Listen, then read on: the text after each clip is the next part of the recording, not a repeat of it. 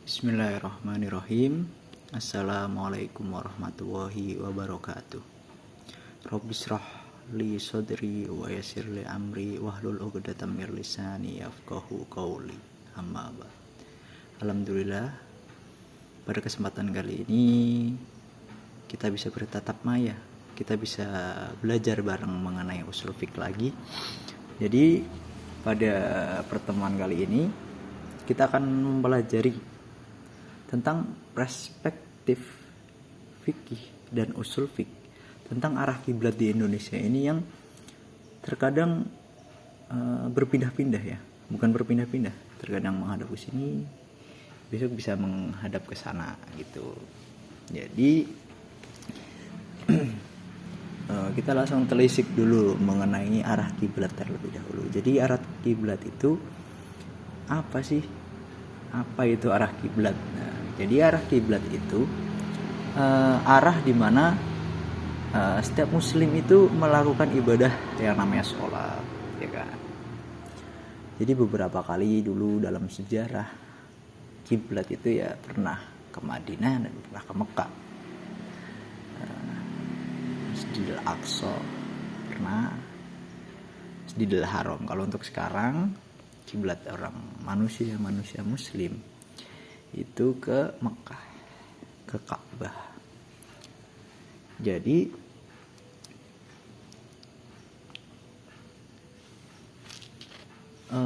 di dalam Al-Quran surat Al-Baqarah itu sudah dijelaskan pada ayat 144, 149, 150 itu dijelaskan bahwasanya kiblatnya muslim itu sekarang ke Mekah, ke Ka'bah. Jadi untuk sebelumnya kan dulu pernah ke Madinah, terus setelah itu ada wahyu baru yang datang. Jadi untuk kiblat dipindahkan menuju ke Mekah seperti itu. Jadi dari Abu Hurairah itu pernah bersabda juga, ketika kita hendak sholat, maka semulakanlah wudhu, lalu menghadap kiblat, kemudian bertakbirlah. Yang berbunyi an Abi Hurairah qala Nabi sallallahu alaihi wasallam, idza kumta ila sholati fasbagul wudhu summa istaqbalal qiblah waqbir. Nah, jadi seperti yang tadi artinya. Ini harus saya ulangnya. Dari Abu Hurairah bersabda, bila mana hendak sholat, maka sempurnakanlah wudhu, lalu menghadap kiblat, kemudian bertakbir. Jadi jika dilihat dari hadis tadi, menghadap kiblat adalah ketentuan mutlak dimanapun kita berada, kita harus menghadap kepada kiblat ketika kita akan melakukan sholat, dari hadis yang tadi sudah dipaparkan. Nah, jadi mungkin saya jelaskan terlebih dahulu sebelum menuju ke kenapa sih Indonesia itu sering berpindah-pindah kiblatnya. Jadi mungkin saya paparkan terlebih dahulu, yakni metode penentuan arah kiblat terlebih dahulu ya. Jadi metodenya gimana, cara menentukan kiblatnya dulu, ketika kita di mana kita harus menentukannya bagaimana. Jadi seperti itu.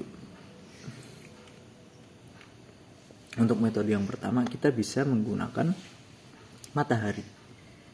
Yang pertama kita bisa menggunakan matahari. Jadi kita bisa melihat di titik mana itu matahari berada, kita bisa menentukan bahwasanya kiblatnya ke sana seperti itu. Kita juga bisa menggunakan ukuran segitiga itu bisa. Ya, kalau untuk sekarang lebih mudahnya itu kita bisa menggunakan kompas. Dan lebih memudahkannya lagi untuk sekarang, itu kita bisa menggunakan GPS, menggunakan HP itu udah mudah, tinggal diketik dalam Chrome kiblat seperti itu. Itu sudah langsung keluar kalau untuk zaman sekarang. Tapi apakah zaman dahulu ada? Zaman Rasul ada? Tidak ada. Jadi mungkin zaman dahulu kita bisa menggunakan tongkat. Orang-orang dulu bisa menggunakan tongkat, matahari, menggunakan yang penggaris tadi segitiga itu, banyak sekali caranya. ketika belum ada zaman sekarang itu, kayak sekarang ada HP, ada kompas, ada GPS, malah lebih memudahkan sekali untuk menentukan arah kiblat di zaman sekarang. Alhamdulillahnya perkembangan zaman itu mempermudahkan manusia untuk beribadah. Seperti itu. Akan tetapi semakin mempermudah kita, bukannya malah mempermudah untuk beribadah, malah melalaikan. Seperti itu. Banyak-banyak. Naudzubillah summa naudzubillah. Usikum wa ya nafsi. Jadi seperti itu. Jadi untuk metodenya seperti tadi ya. Dan kita langsung menuju ke pembahasannya saja ya. Kenapa di Indonesia itu bisa mungkin ketika sudah nih, misalnya saya di satu masjid kiblatnya ke sana, tapi bisa jadi di tahun depan ada peraturan bahwasanya ini kiblatnya sedikit miring ke kanan. Biasanya dari Kemenak seperti itu kan. Ya, untuk yang pertama mungkin ada beberapa faktor yang membuat seperti itu. Untuk yang pertama karena setiap orang memiliki perhitungan masing-masing seperti itu. Dan seperti yang tadi sudah saya jelaskan, bahwasanya peralatan kan makin lama makin maju. Jadi sebelumnya perhitungannya bagaimana dan sekarang itu bagaimana. Jadi seperti itu, di perspektifnya seperti itu. Untuk perspektif dari usul fikihnya sih ini mungkin masuk ke dalam kias ya. Ya kan kalau di dalam kias kan kita harus menentukan arah kiblat, tetapi kan di zaman dahulu alatnya belum secanggih sekarang. Semisal zaman dahulu itu kiblatnya di sana, tapi zaman sekarang kan sudah ada GPS, sudah ada Google, sudah ada alat. Jadi ketika mempertemukan yang lebih mudah, kita harus mengikuti itu.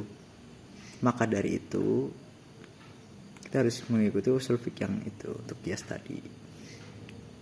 Dan kita tidak boleh stuck di situ saja. Kita harus menggunakan alat yang ada. Kita harus menggunakan sesuatu yang baru itu untuk memperbaiki yang sebelumnya mungkin beda beberapa skala gitu. Jadi ketika ada alat baru ini, itu lebih mempermudah. Dan kenapa sih kiblatnya kayak kok berubah-berubah? Jadi seperti tadi itu yang sudah dijelaskan, bahwasanya ketika zaman itu belum ada alatnya untuk menemukan itu, tetapi di zaman sekarang sudah ada alatnya. Nah itu kita sudah bisa menentukan arah dengan yang lebih mudah. Nah itu. Jadi bagaimana sih sholat sebelumnya? Apakah sah? Sah, tetap sah, karena sebelumnya juga sudah dihitung dengan matang. Sebelumnya juga sudah dihitung dengan akurat. Akan tetapi sekarang ada yang lebih akurat. Biasanya kan cuman geser beberapa ini saja, ubin seperti itu. Mungkin beloknya yang lebih atau seperti anak, karena ya seperti tadi alatnya sudah dipertemukan yang lebih mudah. Kalau tidak dulu mungkin perhitungannya mataharinya bagaimana.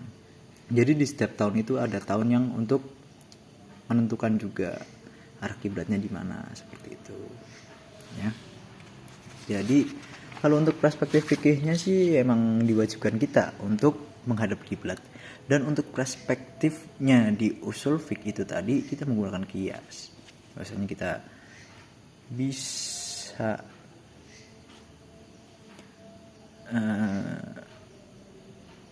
menemukan yang lebih baik gitu, seperti itulah. Dan teknologi modern ini sangat mempermudah manusia untuk menemukan sesuatu yang menemukan hukum-hukum baru seperti ini kan, mempermudah juga sholatnya tetap sah, seperti itulah. Jadi untuk kesimpulan pada pertemuan ini adalah teknologi itu mempermudah kita dalam menentukan hukum-hukum fikih. Itu bisa, teknologi itu sangat mempermudah sekali. Dan untuk sholat sebelumnya bagaimana kalau kiblatnya berpindah? Tetap sah, dikarenakan sebelumnya juga kita sudah melakukan, ulama-ulama juga sudah melakukan dengan baik juga perhitungannya, dan berarti itu sholatnya sudah sah ya. Alhamdulillah. Pada pertemuan kali ini sudah selesai untuk yang perspektif fikih dan usul fikih itu, untuk arah kiblat yang sering berpindah-pindah itu. Syukron jazakumullah. Wassalamualaikum warahmatullahi wabarakatuh.